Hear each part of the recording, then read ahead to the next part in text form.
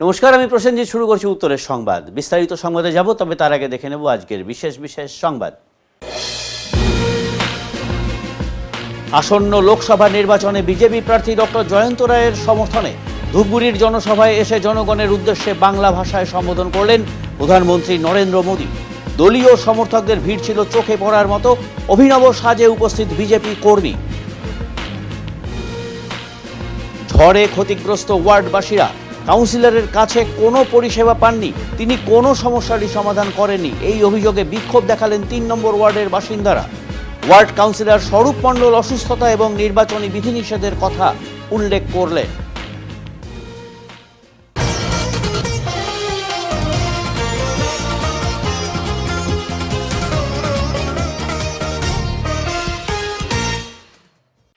ধূপগুড়িতে জলপাইগুড়ি লোকসভা কেন্দ্রের বিজেপি প্রার্থী ডক্টর জয়ন্ত রায়ের সমর্থনে প্রধানমন্ত্রী নরেন্দ্র মোদী সভায় এসে প্রথমেই জনগণকে বাংলায় সম্বোধন করলেন। বক্তব্যের শুরুতেই এদিন প্রধানমন্ত্রী গত রবিবারে ঝড়ে মৃতদের প্রতি সমবেদনা ও আহতদের দ্রুত আরোগ্য কামনা করেন। একাধিক ইস্যুতে এদিন তৃণমূল কংগ্রেসকে আক্রমণ করেন নরেন্দ্র মোদী। প্রধানমন্ত্রী বলেন, বাংলা জুড়ে এখন একটাই আওয়াজ, ফর মোদী সরকার। এই নির্বাচন শুধু একটি সাংসদ নির্বাচন নয়, এটি সরকার তৈরির নির্বাচন। ময়নাগুড়ি, ধূপগুড়ি ও এনজিপি স্টেশনের আধুনিকীকরণ করা হয়েছে। সার্বিক বিকাশ বিজেপির লক্ষ্য। নতুন সরকার হলে বিনিয়োগ আরও বাড়বে। এই পর্যন্ত কেন্দ্রীয় সরকার নানা উন্নয়নমূলক কাজ করেছে, কিন্তু অনেক কাজেই বাধা দিচ্ছে এখানকার রাজ্য সরকার। বিজেপি নেতৃত্বাধীন নতুন কেন্দ্রীয় সরকার গঠিত হলে বিকশিত ভারতের সংকল্প পূরণ হবে। গত 10 বছরে কেন্দ্রের তরফে যা উন্নয়ন হয়েছে ওটা ছিল ট্রেলার। রাজ্যের শাসক দলের প্রতি কটাক্ষ করে প্রধানমন্ত্রী জানান, বাংলায় 20,000 কোটি টাকা আবাসের জন্য দেওয়া হয়েছিল, কিন্তু সেই টাকা অন্য খাতে ব্যয় করা হয়েছে। এইভাবে টিএমসিকে টাকা লুট করতে দেওয়া যাবে না।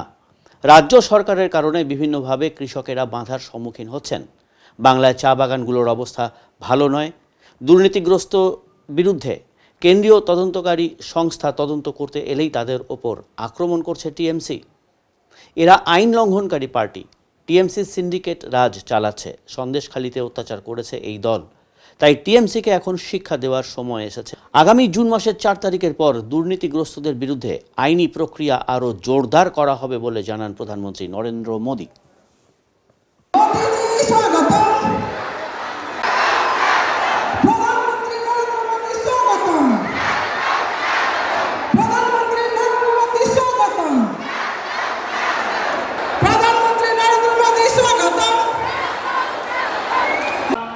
ভালোবাসা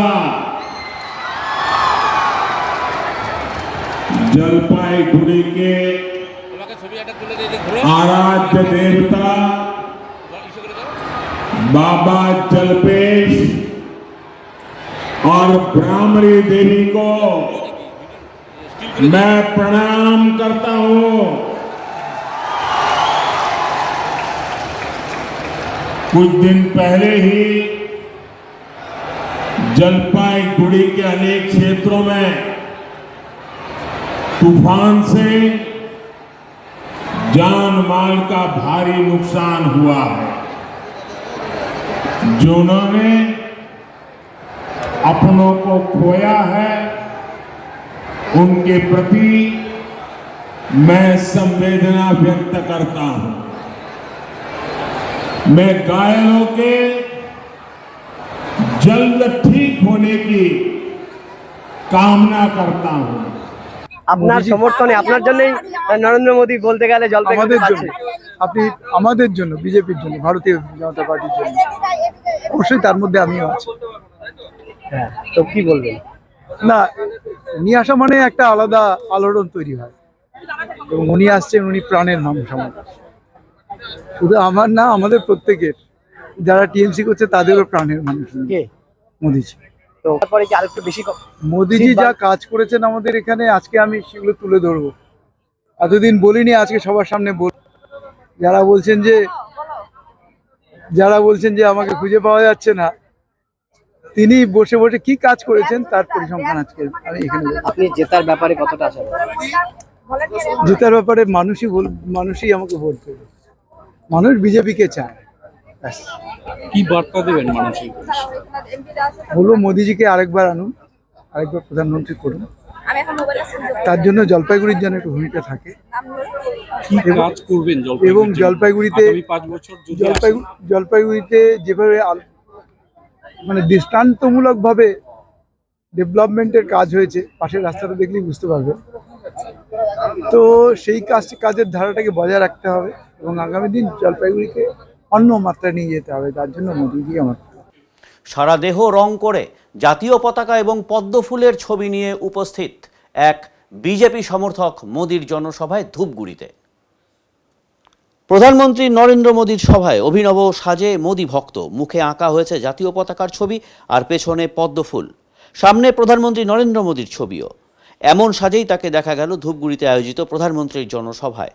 কথা প্রসঙ্গে ধূপগুড়ি 16 নম্বর ওয়ার্ডের এই বাসিন্দা রবিন মণ্ডল জানালেন, দীর্ঘদিন থেকেই তিনি প্রধানমন্ত্রীর ভক্ত। সভা শুরুর অনেক আগে থেকেই এমন সাজে সেজে তিনি উপস্থিত হয়েছিলেন সভায়। প্রচুর মানুষ অভিনব এই সাজের ছবি তুলতে থাকেন। আমি মোদিজির ভক্ত, প্রধানমন্ত্রী আবার আসলে আবারও এমনই সেজে আসব বলে জানালেন রবিন মণ্ডল। কি নাম তোমার? আমার নাম রবীন মণ্ডল, বাড়ি কোথায়? বাড়ি ধূপগুড়ি 16 নম্বর ওয়ার্ড রায়পাড়া। আচ্ছা, আজকে কি সেজেছো তুমি, একটু বলো তো। দেখতেই পাচ্ছেন আপনারা কি সেজেছি, আমার মোদি ভাইয়ের জন্য, হুম, আমার মোদিদার জন্য সেজেছি। ছবি এঁকেছেন? হ্যাঁ, আর মোদির ছবি, আর পেছনে পিছনে পদ্ম ফুলের ছবি। কখন এসছেন এখানে? আমি মোদিদা আসার আগে আসছি, এসে কি করলেন? এসে দাঁড়িয়েছি, সবাই লোকজন দেখলো আপনাকে, দেখেছে, ছবি তুলেছে? তুলেছে। কতটা উৎসাহ লক্ষ্য করলেন না লোকজনের মধ্যে আপনাকে দেখে? ভালো লেগেছে। নেক্সট বার দেখি, আবার আসলে আবার সাজবো, আপনাদের আশীর্বাদ থাকলে।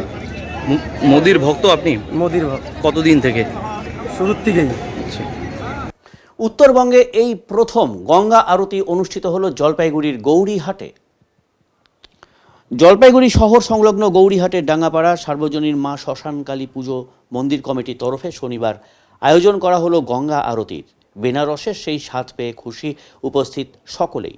উদ্যোক্তাদের দাবি, উত্তরবঙ্গে এই প্রথম গঙ্গা আরতি হলো জলপাইগুড়ির গৌরীহাটে। শনিবার বেনারসের গঙ্গা আরতি শুরু হলেও চলবে 7 দিন ব্যাপী। বেনারসের 5 জন পুরোহিত এসে হাজির হলেন পুজোর পোশাক পরে। ধূপকাঠির গন্ধ ভেসে আসছে। উত্তরমুখী করলা নদীর হিমেল বাতাসে নিমেষের মধ্যে মিটে গেল গরমের ক্লান্তি। সকলের হাতে রেডি মোবাইল ক্যামেরা। উলু শঙ্খধ্বনিতে মুখরিত হয়ে উঠল গৌরীহাটের চারিদিক। মন্ত্র উচ্চারণের মধ্য দিয়ে উত্তরমুখী করলা নদীতে শুরু হলো গঙ্গা পুজো। আমরাও যদি এই আনন্দটাকে আমাদের পাড়া নিয়ে যাই, তাহলে আমাদের পাড়ার লোক দেখবে, কেন অত দূর থেকে তো আর যায় দেখা সম্ভব না। যার জন্য আমরা ওই উদ্যোগেই করছি আর কি। এটা গঙ্গা আরতি হলো আজকে প্রথম দিন। এটা হলো আর ডাঙ্গাপাড়া, মোহিতনগর, জলপাইগুড়ি। আমাদের প্রোগ্রাম 7 দিন অবধি চলবে। এরা বেনারস থেকে এসেছেন। আমরা এটা অনেক দিনের প্রোগ্রাম আমাদের, যে আমরা মোটামুটি বছর থেকে ভাবছিলাম যে গঙ্গা আরতি এই অনুষ্ঠানটি করব। তো এই মাথায় আস্তে আস্তে তো আমাদের মোবাইলের তো লিঙ্ক তো আছে, ওই মোবাইল থেকে আমরা আর কি ফোন নাম্বার পেয়ে যাই। তারপরে যে আমরা কমিটি থেকে আর কি 2-4 জন আমরা বেনারসে গিয়ে পুরোহিতদের সাথে কথা বলে নিয়ে তারপরে এই প্রোগ্রামটা করলাম।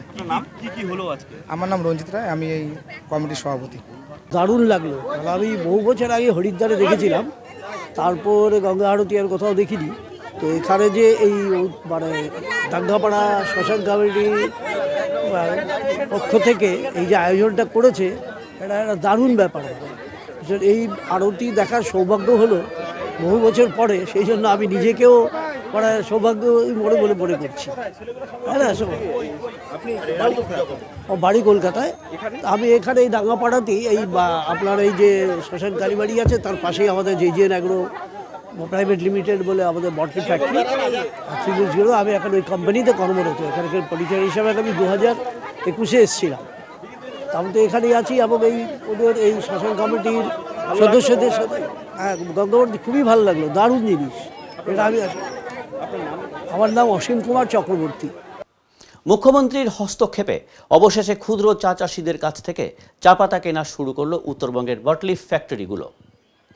মুখ্যমন্ত্রী মমতা বন্দ্যোপাধ্যায়ের হস্তক্ষেপে বৃহস্পতিবার জলপাইগুড়িতে অনুষ্ঠিত প্রশাসনিক বৈঠকে সমস্যার সমাধানের কথা বলা হয়। সেই মোতাবেক ফের ক্ষুদ্র চা চাষিদের কাঁচা পাতা কেনা শুরু করলো উত্তরবঙ্গের বটলি ফ্যাক্টরিগুলো। এতে সন্তুষ্ট ক্ষুদ্র চা চাষ অধ্যুষিত উত্তরবঙ্গের উত্তর দিনাজপুর, দার্জিলিং, কালিম্পং, জলপাইগুড়ি, আলিপুরদুয়ার ও কোচবিহারের চা চাষিরা। স্বস্তির আবহ উত্তরবঙ্গের চা শিল্পেও। এর আগে কাঁচা পাতা বিক্রির সময় ক্ষুদ্র চা চাষিদের কাছ থেকে নিষিদ্ধ রাসায়নিক বা কীটনাশক নেই এই মর্মে স্বীকৃত ল্যাবরেটরি শংসাপত্র প্রদান বাধ্যতামূলক করার কথা ঘোষণা করেছিল বাটলিফ ফ্যাক্টরিগুলো। শংসাপত্র না দিতে পারায় 1 এপ্রিল থেকে এই ফ্যাক্টরিগুলো কাঁচা পাতা কেনা বন্ধ করে দেয়। রুটি রুজি হারানোর আশঙ্কায় এর জেরে আন্দোলনের প্রস্তুতি শুরু করে জলপাইগুড়ি জেলার ক্ষুদ্র চা চাষী সমিতি, North Bengal small tea planters association, ITPA small and new garden forum, Uttarbanga ক্ষুদ্র ও প্রান্তিক চা চাষী সমিতি, Uttar Dinajpur small tea growers welfare association, Chopra small tea planters society, Uttarbanga ক্ষুদ্র চা চাষী ওয়েলফেয়ার সমিতির মতো উত্তরের ক্ষুদ্র চা চাষীদের 7টি জোটবদ্ধ সংগঠন। 50,000 ক্ষুদ্র চা চাষীর বাগান, 1,003 নতুন এবং প্রজেক্ট চা বাগানগুলিও সংকটের মুখে পড়ে। সব মিলিয়ে ওই সমস্ত বাগানের ওপর প্রত্যক্ষ ও পরোক্ষভাবে নির্ভরশীল 10 লক্ষ শ্রমিক ঘোর বিপাকে পড়েন। এরপরই মুখ্যমন্ত্রীর মানবিক দৃষ্টিভঙ্গিতে বটলিফ ফ্যাক্টরিগুলোকে বিষয়টি দেখার অনুরোধ জানানো হয়। প্রশাসনের কাছেও আর্জি জানান দ্রুত সমাধান সূত্র খুঁজে বের করার জন্য মুখ্যমন্ত্রী মমতা বন্দ্যোপাধ্যায়। এরপরই জলপাইগুড়ি জেলা শাসক শ্যামা পারভিনের কার্যালয়ে সব পক্ষকে নিয়ে একটি জরুরি বৈঠক অনুষ্ঠিত হয়। সেখানে ক্ষুদ্র চা চাষী ও বাটলিফ ফ্যাক্টরিগুলোর প্রতিনিধিরা ছাড়াও অনলাইনে যোগ দেন টি বোর্ড, স্বাস্থ্য দপ্তর ও রাজ্যের শিল্প বাণিজ্য দপ্তরের শীর্ষ আধিকারিকেরা। সেখানে ঠিক হয় যে পদ্ধতিতে কাঁচা পাতা কেনাবেচা চলছে তা অক্ষুণ্ণ থাকবে। 10 लाख चाय बागान का मजदूर को देखो 2 दिन पहले नोटिस देके बंद कर दिया। जिसको पास 5 बीघा जमीन है, जैसे फार्मर्स किसान लोग चाष करते हैं, ऐसे छोटा छोटा जो चाय बागान होता है, छोटा छोटा लोग जिसको पास ज्यादा रुपया नहीं है काम करते हैं। 2015 साल में government of India means Modi ji का सरकार एक नोटिफिकेशन किया था कि इसमें कोई पेस्टिसाइड है, इसी के लिए इसको कैंसिल कर दो। लेकिन उसको बाद क्या हुआ? कुछ नहीं हुआ। लेकिन 2 दिन पहले चुनाव आ रहा है, इसी के लिए सब कैंसिल कर दिया। 10 लाख लोगों को, मजदूर को चाय पत्ता बेचना, तुलना सब कैंसिल कर दिया। तो मैंने पूछा टी बोर्ड को, हम नहीं, हमारा सरकार, वो लोग कल हमारे साथ मिलते आए थे। हम बोला टी बोर्ड अगर असम को बारे में खुल देता है तो बंगाल के बारे में कैसे बंद करते हैं? हम बंद करने नहीं देंगे। इसको आशोर कैसे निकालेंगे वो हम कर लेंगे। सरकार का प्रशासन मीटिंग किया है, मीटिंग फ्रूटफुल हुआ है। काल से वो लोगों को पत्ता और बोतल से जो कंपनी है बोतल लिप वो काल से लेंगे। স্টোর করা ইলিশের বিক্রি কমেছে। বর্ষার ইলিশ বাজারে এলেই তবেই বাড়বে ইলিশ বিক্রি। বর্ষার ইলিশ বাজারে আসার আরও কয়েক মাস বাকি, আর তাই এখন বাজারে স্টোর করা ইলিশ বিক্রি হচ্ছে। প্রতি কেজি ইলিশ বাজারে বিক্রি হচ্ছে 600 থেকে 700 টাকা কেজি দরে। যদিও এখনও বর্ষা আসেনি, আর তার আগেই বাজারে চলে এসেছে বরফে থাকা ইলিশ। এই সমস্ত ইলিশ মাছের চাহিদা মোটামুটি বলেছেন ব্যবসায়ীরা। বর্ষা যেহেতু নেই, তাই বরফে ঢাকা ইলিশ খেয়েই নিজেদের স্বাদ মেটাচ্ছেন ইলিশ ভক্তরা। এবছর ইলিশের আমদানি তেমনভাবে না হলেও বরফে রাখা ইলিশ এখন বাজারে ছড়াছড়ি। সব মিলিয়ে ইলিশ মাছগুলোই প্লাস্টিকে মোড়া রয়েছে, আর এই ইলিশ বিক্রি বাড়বে বর্ষার ইলিশ আসার পরই, বলছেন ইলিশ বিক্রেতারা। এখন তো ফ্রিজের ইলিশ পাওয়া যাচ্ছে ডায়মন্ড হারবারের, পদ্মার ইলিশও তেমন নেই। কেমন খেয়ে বা এটা খেয়ে খুব একটা স্বাদ নেই। আমরা যদিও ইলিশ প্রেমী, কিন্তু আমরা সবসময় আশা করি যে ভালো দামে, কম দামে ভালো ইলিশ পাওয়া যায়। প্রতি বছরই ইলিশ খাওয়ার একটা সময় থাকে, এবার সেই সময়টা আসেনি, কিন্তু তা সত্ত্বেও আমাদের কিনতে হচ্ছে। এটা অতটা স্বাদের না। আমরা ওয়েট করবো যখন বর্ষা হবে এবং বাংলাদেশ থেকে ইলিশগুলো কম দামে আসবে। বাধ্য হয়ে নিচ্ছেন? বাধ্য হয়ে নিচ্ছি, কারণ খেতে হয়, অভ্যাস হয়ে গেছে। ইস্ট বেঙ্গলের সাপোর্টার, এই জন্যই খেতে হয়। কারণ ইস্ট বেঙ্গলের সাপোর্টার ইলিশ, ইস্ট বেঙ্গলের সাথে ইলিশের একটা সম্পর্ক আছে, এটা তো চলে এসছে, এবং সেই জন্যই আমরা যেহেতু ইস্ট বেঙ্গলের সাপোর্টার, ইলিশ আমরা প্রেমী। ইলিশ আসছে। হ্যাঁ হ্যাঁ, কি ইলিশ এবং ওরা ফ্রিজ ইলিশ, ফ্রিজে ডায়মন্ড হারবার। ডায়মন্ড হারবারে হ্যাঁ হ্যাঁ, প্যাকেটে আসছে কারণ সব তাহলে প্যারেন্টস ফ্রিজ জাত করা এগুলো আবার। কত করে বিক্রি করছেন আপনারা? এটা 700-600, বড়গুলো হলে 1000। মানে এখন তো আসে নাই বর্ষা। না, বর্ষা আসেনি, এখন এগুলো ব্যাকডেটের মাছগুলো ফ্রিজ জাত করা, হিমঘরের মাছ। চাহিদা কি রয়েছে? চলছে মোটামুটি আর কি, বছরের শেষ না, চৈত্র মাস, এখন বছরের শেষ, আবার 2 মাস পরে নতুন মাছ লেগে যাবে। স্বাদ কি রয়েছে? আছে, ছাড় আছে। এখন এই ইলিশ খেয়ে কি স্বাদ মিটাচ্ছে মানুষ? হ্যাঁ, এখন এই ইলিশ ছাড়া আর অন্য কোনো ইলিশ নাই না, তাতে ইলিশ খুব কম। হ্যাঁ, ওজন ওজন 500 থেকে শুরু করে 400, 350, ওপরে 800, 700। এবারে নিচ্ছি ছোট একটি বিরতি, ফিরে আসছি বিরতির পর। সব সময় সব দিকের সব খবর পেতে সাবস্ক্রাইব করুন, বেল আইকনটি প্রেস করে আপডেট থাকুন।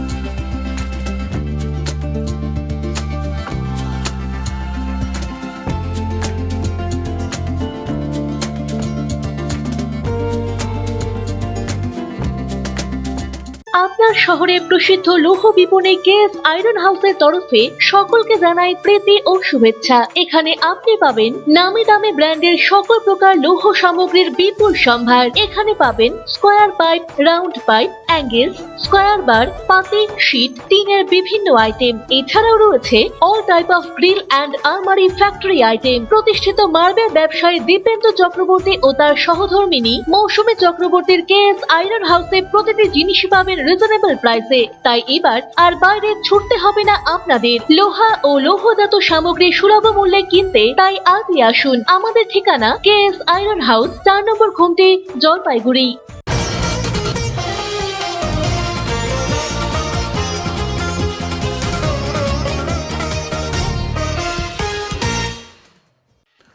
দুয়ারে ভোট, ঠিক এই সময়ে সাধারণ অধিবাসীদের চরম বিক্ষোভের সম্মুখীন হলেন জলপাইগুড়ি পৌরসভার 3 নম্বর ওয়ার্ডের কাউন্সিলর দোহাই দিলেন নির্বাচনী আচরণবিধির।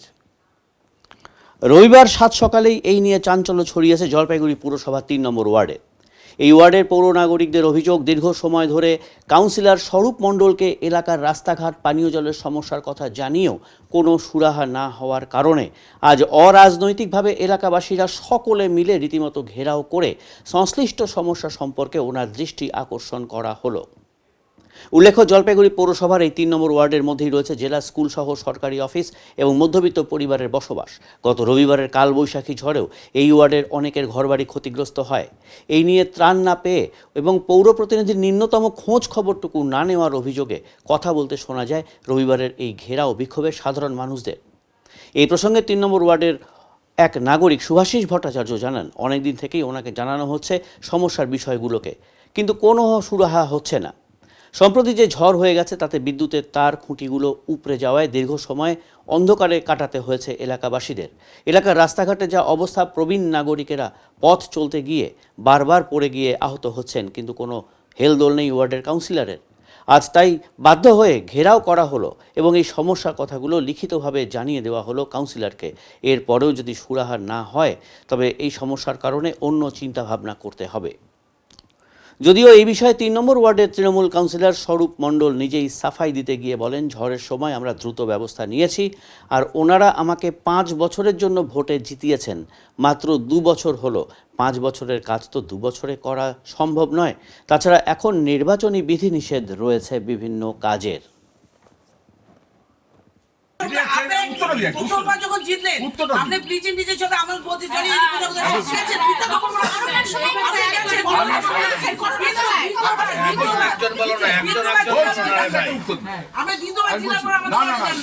হাজারবার গেছি এবং করোনার সময় আমি যে করোনার সময় আমি যে সার্ভিসটা করছি সেটা আপনাদের বাড়ির গলি, সেখানে আমরা রাস্তাটা পাকা করে দিতে পেরেছি। আমরা সন্দীপন ব্যামের রাস্তা, আমরা কালীতলা রোডের রাস্তা, জেলখানা রোডের রাস্তা, এগুলো আমরা করে দিতে পেরেছি। মিলন বেকারি টু কালীতলা রোডের রাস্তা, আমরা এই রাস্তাটা কাঁচা ছিলই না, সেই রাস্তাটিকে আমরা পাকা করে দিতে পেরেছি।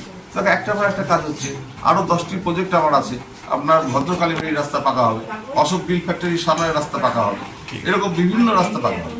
সুতরাং একটু মানে আমাদের সঙ্গে যোগাযোগটা করে সেই যে আমি যে বার্তাটা দিলাম আমার ওই এলাকার মানুষকে, তারা যদি আরো 10 জনকে বলতেন তাহলেই হতো।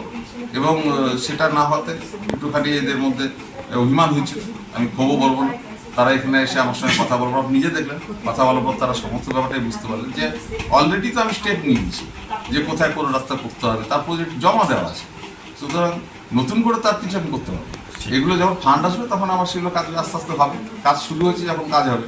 তো আমাদের করোনার সময় আমরা যে সার্ভিস দিয়েছি আপনারা নিজে দেখলেন, আমার পাড়া মা আমরা সেটা। তবে যখন আমি যেগুলিতেই যাই না কেন, সেখানকার লোকজনরা সবসময় তো আর আমার জন্য বসে থাকবে না। আমি কাজের মানুষ, কাজ করতে ভালোবাসি, চলে যাই আপন মনে। যখন যেখানে যে গলিতে মানুষ ডাকে আমি সেখানে গিয়ে তাদের পাশে দাঁড়াই। এই ঝড়ের সময় আমি অসুস্থ ছিলাম, কিন্তু বাড়িতে বসে সকাল 10টা থেকে 5টা পর্যন্ত ফোন করে কোথায় আমাদের রেস্কিউ টিম পাঠাতে হবে, কোথায় কার বাড়িতে অসুবিধা হলো, কার বাড়ির ত্রিপল উড়ে গেল, যে ট্রেনের চাল উড়ে গেল, এগুলো সমস্ত খোঁজখবর নিয়েছি। যারা দরখাস্ত করতে এসছেন কীভাবে করতে হবে বলে দিয়েছি।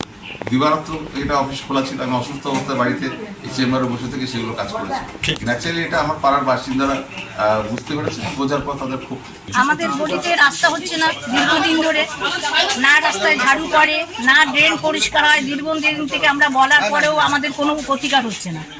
আমরা এখানকার সমস্ত সুযোগ সুবিধা থেকে বঞ্চিত। আমরা কোনো পার্টিগতভাবে আসিনি, আমাদের গলির উন্নয়নের জন্য আমরা এসেছি। কোন গলি আপনাদের? 3 নম্বর ওয়ার্ডের কাপড়খানা গলি। কাজ হচ্ছে না, কোনো কাজ হচ্ছে না। জলের কল দীর্ঘদিন থেকে ঘোলা জল পড়ে আসছে, মানুষ জল খেতে পারে না, সেটা ঠিক করছে না। রাস্তায় পড়ে যাচ্ছে, বয়স্ক মানুষটা হাঁটতে পারে না, ড্রেন পরিষ্কার হয় না, রাস্তা ঝাড়ু হয় না। কি বাধ্য হয়ে ঘেরাও করলেন? হ্যাঁ, আমরা বাধ্য হলাম বলতে, আজকে সবাই মিলে এসে। কি বলছে? দীর্ঘদিন বলা হয়েছে, কেউ কেউ একজন করে এসে বলে গেছে, উনি কোনো পাত্তা দেয়নি। কি বলে এখন? কি বলবেন এখন উনি বলছেন ওনার যুক্তি মতন কথা। অসুস্থ, তাহলে কি করবেন এখন? আমরা বলে গেলাম, দেখবো আমরা উনি কথা রাখেন নাকি, না হলে তারপর আমরা ভাববো কিছু। কি নাম আপনার? আমার নাম গৌরী সাহা। সদর হাসপাতাল থেকে মোবাইল চুরির ঘটনায় চাঞ্চল্য ছড়ালো রোগীর আত্মীয় স্বজনদের মধ্যে। রবিবার জলপাইগুড়ি সদর হাসপাতালে শিশু বিভাগে ঘটা এই ঘটনাকে কেন্দ্র করে ব্যাপক ক্ষোভ প্রকাশ করেন রোগীর নিকট আত্মীয়রা। এই প্রসঙ্গে জামালদহ থেকে আগত নূরজাহান বেগম বলেন, মোবাইল হারিয়ে যাওয়ায় সমস্যা হচ্ছে। অপরদিকে রোগীর অপর এক আত্মীয় মইনুল ইসলাম বলেন, মোবাইলটা হাসপাতাল থেকে চুরি হয়েছে, এখন কাকে এই সমস্যার কথা বলা হবে এই নিয়েই সমস্যা হচ্ছে। মোবাইল চুরি গেছে, কিভাবে গেল আর কতটা অসুবিধা এখন হচ্ছে? মোবাইল ছাড়া তো মনে করো চলে না, মানে এখানে আমাদের রুগী এসে, রুগীর জন্য তো মনে করো মোবাইল কোথায় আছে? এই যে 4 তলায় 3 তলায় মাতৃমাতে। তাই বাচ্চা আসলো এক জায়গায়, মা আসলো এক জায়গায়। তা আমি 4 দিন আগে বাচ্চার ওখানে ঢুকছি আর কালকে বার হচ্ছি। হওয়ার পরে ভাইকে বলছি যে ভাই আমার মোবাইলটা একটু চার্জে রাখো। তা ভাই বলছে যে এখানে আমার একটা বন্ধু এসে, তা দাও ওকে আমি মোবাইলকে দেই, ও ওখানে দেখবে। আমরা একটু মনে করো 4 দিন থেকে ওখানে আসি, ঠিক মতন খাওয়া দাওয়া নাই। কোথা থেকে চুরি গেল? এই যে হসপিটালে, এই যে বিশ্রামঘর থেকে। চার্জে দিয়েছিলেন? হ্যাঁ। আপনারা কোথায় ছিলেন? আমরা মনে করো এই যে 4 দিন থেকে আমরা ওই আমার একটা বন্ধু, হ্যাঁ, ওই যে মানে একটু খাইতে গেছিলাম, চার্জ দিয়ে চলে গেছেন। হ্যাঁ, মানে এর একটা বন্ধু ছিল। হ্যাঁ, তা ও বলছে যে ভাবি ওকে দেই, ওওয়ালা এখানে বসে থাকবে, আমরা ততক্ষণে খেয়ে আসি। তখন আমরা গেলাম, আর ও ভাইকে বললাম যে ভাই তুমি যদি এখান থেকে উঠে যাও, তা আমাদের মোবাইলটাকে একটু নিয়ে যাও, এখানে মনে করো রেখে যেও না। এসে কি দেখলেন? তারপরে আমরা ওখান থেকে আসলাম, আসে ভাইকে বললাম ভাই আমার মোবাইলটা, তা ও বললো যে চার্জে আছে। অঙ্করি বল, তারপরে আমরা গেলাম, জিয়া দেখি চার্জার আছে, মোবাইল নেই। তা ওই ভাইয়ের সাথে যে আরেকজন ছিল, তা সে তো মনে করো ও বলছে যে ও আমার পাশে ছিল। চোরকে দেখেছেন? চোরকে তো মনে করো ওই যে ছেলেটা সিসি ক্যামেরায় আছে, ওই ও আর ও দুজনে ওখানে বসেছিল। তারপরে এখন পেশেন্টের ক্ষেত্রে কত অসুবিধা হচ্ছে, মোবাইল নেই।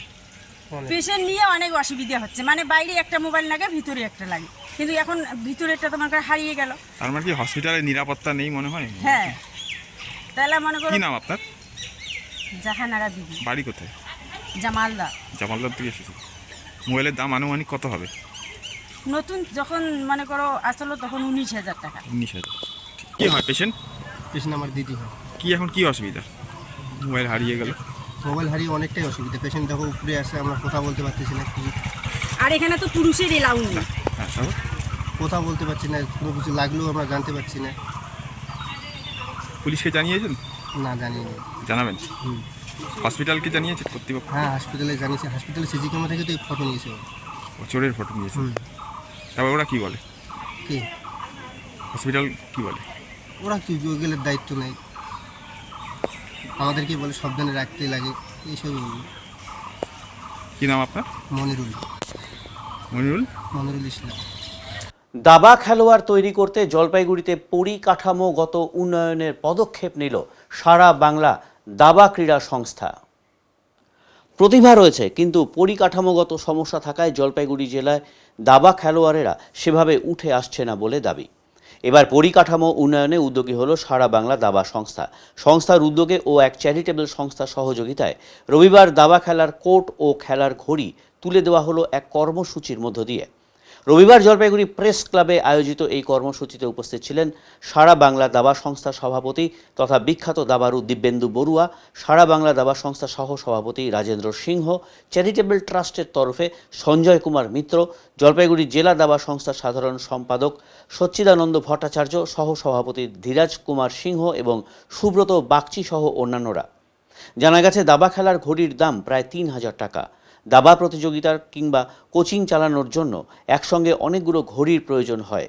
জেলায় সেরকম পরিকাঠামো না থাকায় সমস্যা হচ্ছিল। এই সমস্যা সমাধানের কিছুটা পূরণ হয়েছে এদিন বলে দাবি। সারা বাংলা দাবা সংস্থার উদ্যোগে চ্যারিটেবল সংস্থার সহযোগিতায় জলপাইগুড়ি, আলিপুরদুয়ার, কোচবিহার, দার্জিলিং এবং কালিম্পং জেলার জন্য 10টি করে ঘড়ি ও 50টি করে দাবার কোর্ট তুলে দেওয়া হয়েছে এদিন। দাবা প্রতিযোগিতা চালানোর জন্য এতদিন কলকাতার উপর নির্ভর করতে হতো উত্তরবঙ্গের জেলাগুলোকে। একই সঙ্গে উত্তরবঙ্গে এতগুলো ঘড়ি দেওয়ার ফলে এখন দাবা প্রতিযোগিতা চালাতে কোনো অসুবিধে হবে না বলেও দাবি। আমরা জলপাইগুড়িতে এসেছি। এটা হচ্ছে যে মিত্র চ্যারিটেবল ট্রাস্ট উদ্যোগে এবং সারা বাংলা দাবা সংস্থার মাধ্যমে আমরা প্রত্যেক জেলাকে 50টা করে বোর্ড এবং 10টা করে ঘড়ি দিচ্ছি। সেটারই প্রথম পদক্ষেপ হিসেবে আমরা নর্থ বেঙ্গল শুরু করেছি।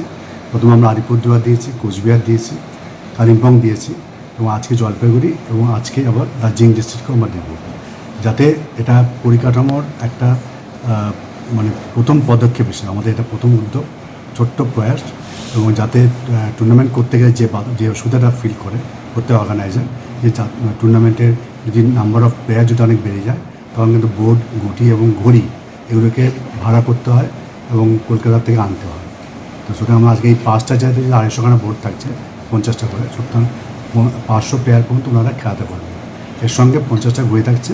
এটা একটা হাবে আমরা করছি, হাবের দায়িত্বে থাকছেন রানাবাবু, মানে সূচনাবাবু, উনি এই 50টা ঘড়ির দায়িত্বে থাকছেন। এই 5টা জেলা এবং আশেপাশে যদি কোনো সময় টুর্নামেন্ট হয়, যখন দরকার পড়বে এগুলোকে তারা যাতে সাহায্য করে।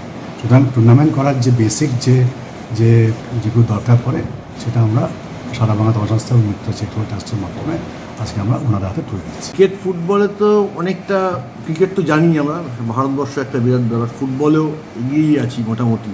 ফিফা র্যাঙ্কিংয়েও আগের থেকে অনেক ইমপ্রুভমেন্ট হয়েছে। একটা সময় 140-50 ছিল, এখন সেটা 100-র কাছাকাছি চলে এসেছে। এখন দাবার ব্যাপারটা হচ্ছে ভারতবর্ষের জনসংখ্যা 150 কোটি। দাবা একটা এমন খেলা যেখানে India one of the most powerful countries in the world. কটা দেশ খেলে? 204খানা দেশ খেলে। তার মধ্যে AICF is one of the most powerful associations. কেন? বিশাল বিশাল প্লেয়াররা আছে। আজকে যে ক্যান্ডিডেটস খেলা হচ্ছে, কতগুলো ইন্ডিয়ান চ্যালেঞ্জার্স আছে, দেখে নিন আপনারা, তাহলে বুঝতে পারবেন। এখন দাবা নিয়ে আমি এই জন্য দাবার মধ্যে থেকে ক্যারেক্টার বিল্ডিং, স্পোর্টসম্যানশিপ এই বোর্ড শেখায়। এবং সবচেয়ে বড় ঘাতক জিনিস যেটা হচ্ছে এই কোভিড আর এই সোশ্যাল মিডিয়া আর এইসবে মোবাইলের এতে হচ্ছে মনোসংযোগ। কী ভয়ঙ্করভাবে সেটা ড্যামেজ হয়েছে চিন্তা করা যায় না। কাউকে কিছু লিখিতভাবে দিলে 4-5 লাইন সে হচ্ছে শর্ট করো। আরে সব কিছু তো শর্ট করা যায় না। র্যাপিড খেলতে গেলে তো পড়াশোনা করে র্যাপিডটা খেলতে হবে, কি ব্লিটস খেলতে গেলে অ্যানালিসিসটা জানতে হবে যে কী করে খেলতে হবে। স্ট্যান্ডার্ড ফরম্যাটটা ছেড়ে দিলাম 2 ঘন্টা। তো কনসেন্ট্রেশন এবং ইয়াংস্টারদের মধ্যে এত মনোসংযোগটা ড্যামেজ হয়ে গেছে। এবং এর মধ্যে একজনেরই রোল আছে, সেটা হচ্ছে মায়েরা যদি ফোকাস করে ছেলে মেয়েদের উপরে এইসব জিনিস। ছোটো কথা একটা কথা আছে, the hand that rocks the pedal rules the civilization, বিখ্যাত কথা এটা। তো সিমিলারলি মায়েরা যদি কনসেন্ট্রেট করে ছেলেদের এইগুলোর মধ্যে বা বাচ্চা মেয়েদের বা ছেলেদের এইগুলোতে, আমার মনে হয় প্রভূত উন্নতি হবে। আমার এই চেস আউটরিচ প্ল্যানের মধ্যে আউটরিচ কথাটা নোটিস করবেন, মানে যারা পৌঁছের মধ্যে নেই, আমি রিচের মধ্যে লোকেদের কথা কিন্তু বলছি না, ইনক্লুডিং জলপাইগুড়ি বা শিলিগুড়ি বা big town, I am talking about outreach. এক্ষুনি আমি জলপাইগুড়ির ম্যাপটা এনাদের সঙ্গে দেখাচ্ছিলাম যে আপনাদের কিন্তু কাজ এটাকে আরও আউটরিচ করো। আমি তো কলকাতা থেকে এসে আউটরিচ করবো, আপনাদের কাজ হচ্ছে বাকি জলপাইগুড়ি ডিস্ট্রিক্টে আউটরিচ করো। So that is what it's all about. এবং 84টা গ্র্যান্ডমাস্টার ইন্ডিয়ার মধ্যে মাত্র 11টা পশ্চিমবাংলার, 1 নম্বরে তামিলনাড়ু, 2 নম্বরে এখন মহারাষ্ট্র, 3 নম্বরে আমরা। আশা করি এই কয়েকটা দাবার বোর্ডে কিছু গ্র্যান্ডমাস্টার এসে আমরা দ্বিতীয়তে উঠতে পারবো খুব শীঘ্র। এটা তো আমরা মিত্র চ্যারিটেবল ট্রাস্ট এবং আমাদের সারা বাংলা দাবা সংস্থা, ওনাদের যৌথ উদ্যোগে আমরা আজকে প্রত্যেকটা ডিস্ট্রিক্টে ওনারা 50টা করে চেস সেট দিচ্ছেন এবং 10টা করে চেস ক্লাব দিচ্ছেন। আমরা 50টা চেস বোর্ড এবং 10টা চেস ক্লাব পেলাম আজকে। আমরা গত কয়েক বছর ধরেই স্টেট চ্যাম্পিয়নশিপ করেছি এবং আগামী তো আন্ডার-15 স্টেট চ্যাম্পিয়নশিপ করার কথা। প্রতি বছর আমরা নিয়মিত ডিস্ট্রিক্ট চ্যাম্পিয়নশিপ করি, যেটা সিলেকশন টুর্নামেন্ট স্টেট চ্যাম্পিয়নশিপের হয়, এবং একটা ডিস্ট্রিক্ট স্কুল চ্যাম্পিয়নশিপ করি।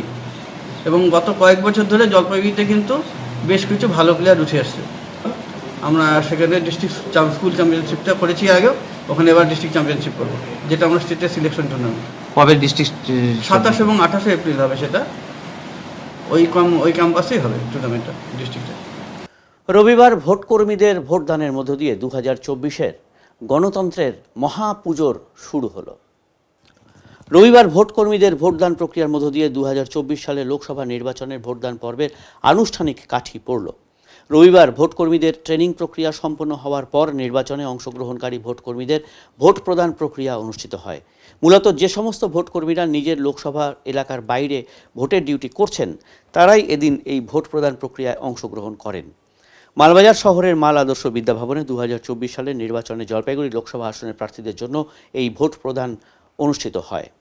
এদিন ক্রান্তি ব্লকের রহমতারি থেকে আগত আব্দুল ওয়াহেদ, ময়নাগুড়ি ব্লকের জ্যোতিপ্রকাশ রায় প্রমুখ ভোটকর্মী লাইনে দাঁড়িয়ে নিজেদের ভোট প্রদান করেন। ভোট দিয়ে প্রত্যেকে একই সুরে জানিয়েছেন নিজের মত দান করতে পেরে ভালোই লাগছে। আগামী 19 এপ্রিল সমগ্র দেশ জুড়ে অনুষ্ঠিত হবে প্রথম দফার ভোট। সেই সাথে বাংলার জলপাইগুড়ি, কোচবিহার, আলিপুরদুয়ার আসনেও নির্বাচন অনুষ্ঠিত হবে। এদিন মাল আদর্শ বিদ্যাভবনে সকাল থেকে ভিড় জমিয়েছিলেন ভোট প্রক্রিয়ায় নিযুক্ত সরকারি কর্মীরা। প্রশাসনিক সূত্রে জানা গেছে, যে সকল কর্মীরা নিজের লোকসভা কেন্দ্রের বাইরে ভোটের কাজে নিযুক্ত হতে চলেছেন, তাদের এদিন ভোট গ্রহণ করা হয়। ভোট প্রদানকে কেন্দ্র করে আদর্শ বিদ্যাভবনে আলাদা ভোট কক্ষ তৈরি করে সেখানেই ভোট গ্রহণের ব্যবস্থা করা হয়। জেলা ও মহকুমা প্রশাসনের আধিকারিকেরাও এদিন ভোট প্রক্রিয়ায় উপস্থিত ছিলেন। ভালোভাবেই দিতে পারলাম। কোথায় ভোট পড়েছে আপনার ভোট করার ডিউটি? নাগরাকাটা কনস্টিটিউয়েন্সি। বাড়ি কোথায় আপনার? ডিসিআরসি। আমার বাড়ি ময়নাগুড়ি ব্লকের জোরপাকড়ি। আপনি কোন বিভাগে কর্মরত রয়েছেন এই মুহূর্তে? আজকে ভোট দেবার জন্যই মালবাজারে এসেছেন? না না, ভোটের ট্রেনিং ছিল, ট্রেনিংয়ের পরে আমরা বসলাম। ভোটের ডিউটি কোথায় পড়েছে আপনার? নাগরাকাটা। কি নাম আপনার? জ্যোতিপ্রকাশ রায়। লাইন করে দাঁড় করাইলো সবাইকে সারিবদ্ধভাবে, তারপরে এক এক করে ভিতরে নিয়ে গেল। সেখানে অনেকগুলো কাউন্টার আছে, কাউন্টারে এক এক করে ভোট দেওয়া হচ্ছে। ভালোই লাগলো।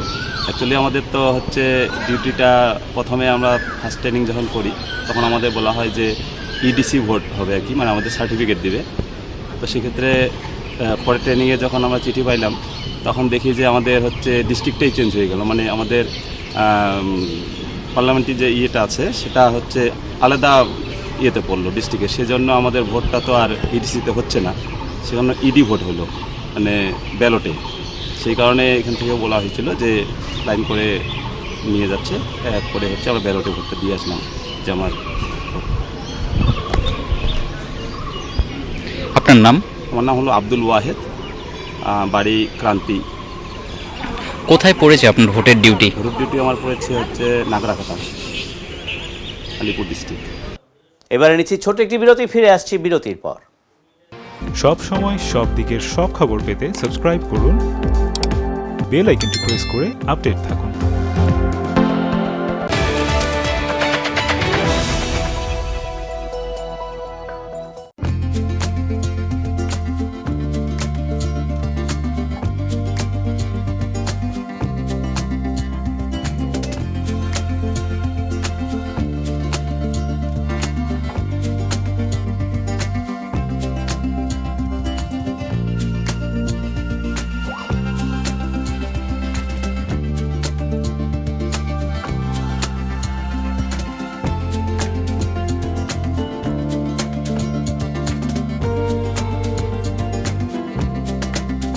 আপনাদের বিশ্বস্ত বস্ত্র প্রতিষ্ঠান দিনবাজার মদনলাল ব্রিজমোহন নিয়ে এসেছে হোম ফার্নিশিং এর এক্সক্লুসিভ শোরুম বেঙ্গল ফার্নিশিং। এখানে পাবেন আকর্ষণীয় মন মাতানো রেডিমেড পর্দা, পর্দার কাপড়, সোফার কাপড়, bedsheet, bed cover, towel, carpet, ডোহার, ব্লাইন্ডস, ওয়ালপেপার, কুইলস, ব্ল্যাঙ্কেট এবং অন্যান্য হোম ফার্নিশিং এর বিপুল সম্ভার। তাই আজই আসুন আমাদের নতুন শোরুমে। আমাদের ঠিকানা বেঙ্গল ফার্নিশিং, উকিলপাড়া, নেয়ার ডমিনোজ, জলপাইগুড়ি। যোগাযোগ করুন 9733355575 এই নম্বরে।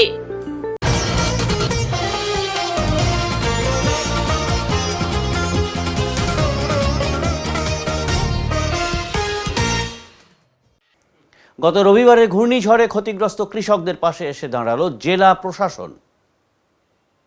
উল্লেখ্য, বিভিন্ন এলাকায় ঝড়ের প্রভাবে বেগুনের দাম ধীরে ধীরে হ্রাস পেয়েছে, আর এতেই চিন্তিত হয়ে পড়েন কৃষকেরা।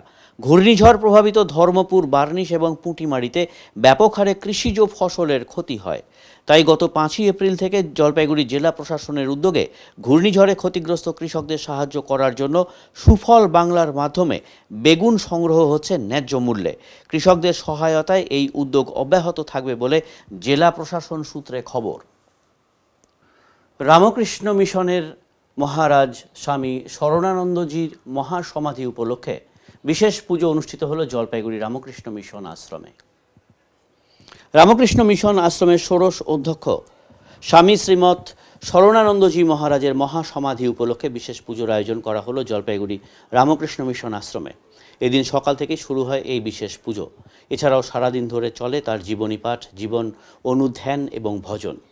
বেলুর মঠের পাশাপাশি এদিন বেলুরের সকল শাখা কেন্দ্রে স্বামী শরণানন্দজি মহারাজের মহাসমাধি উপলক্ষে এই বিশেষ পুজোর আয়োজন করা হয়। তারই অঙ্গ হিসেবে জলপাইগুড়ি রামকৃষ্ণ মিশন আশ্রমে এই পুজোর আয়োজন। পুজোর শেষে বিভিন্ন শিল্পীরা আধ্যাত্মিক সঙ্গীত পরিবেশন করেন। এদিন প্রচুর ভক্ত আশ্রমে আসেন এবং বিশেষ পুজোতে অংশগ্রহণ করেন।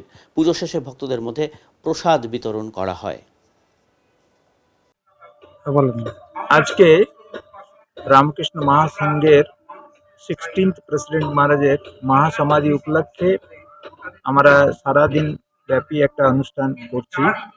সকালে মঙ্গল আরতি, বেদ মন্ত্র পাঠ, তারপরে বিশেষ পূজা, পুষ্পাঞ্জলি, হোম, তারপরে বক্তৃতাগুলি থাকবে, মহারাজের স্মৃতি কথা, কথামৃত থেকে পাঠ, এগুলি থাকবে। মহারাজ 13 days আগে ওনার মহাসমাধি হয়েছে। আজকের দিনে রামকৃষ্ণ মহাসংঘের সব আশ্রমগুলিতে এই পূজা পাঠগুলি হয়। আমারও রামকৃষ্ণ মিশন জলপাইগুড়ি এটা আয়োজন করেছি। অনেক ভক্তগণে আজকে উপস্থিত হবেন। মোর দেন 800 ডিওটি এখানে পার্টিসিপেট করার আমরা জানতে পেরেছি। তো আমরা আশা করব ওনার উপদেশ, ওনার বাণী, ওনার জীবনটা মানুষ নিয়ে সার্থক জীবনটা করুক, আধ্যাত্মিক জীবনে ওরা এগিয়ে যাক, এটাই আমাদের প্রার্থনা।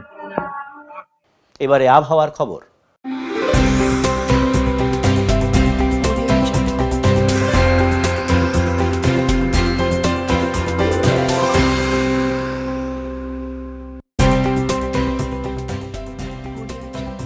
কেন্দ্রীয় আবহাওয়া দপ্তরের জলপাইগুড়ি কেন্দ্র থেকে পাওয়া তথ্য অনুযায়ী রবিবার দিনের সর্বোচ্চ তাপমাত্রা ছিল 35.8 ডিগ্রি সেলসিয়াস ও সর্বনিম্ন তাপমাত্রা ছিল 20.5 ডিগ্রি সেলসিয়াস। গত 24 ঘন্টায় কোনো বৃষ্টিপাত হয়নি। শেষ করবার আগে আজকের বিশেষ বিশেষ সংবাদ আরও একবার।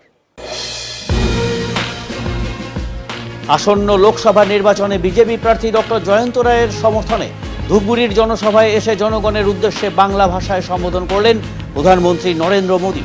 দলীয় সমর্থকদের ভিড় ছিল চোখে পড়ার মতো। অভিনব সাজে উপস্থিত বিজেপি কর্মী। ঝড়ে ক্ষতিগ্রস্ত ওয়ার্ডবাসীরা কাউন্সিলরের কাছে কোনো পরিষেবা পাননি, তিনি কোনো সমস্যারই সমাধান করেননি, এই অভিযোগে বিক্ষোভ দেখালেন 3 নম্বর ওয়ার্ডের বাসিন্দারা। ওয়ার্ড কাউন্সিলর স্বরূপ মণ্ডল অসুস্থতা এবং নির্বাচনী বিধিনিষেধের কথা উল্লেখ করলেন। উত্তরের মন পরিবেশিত উত্তরের সংবাদ এখনকার মতন এই পর্যন্তই। নমস্কার।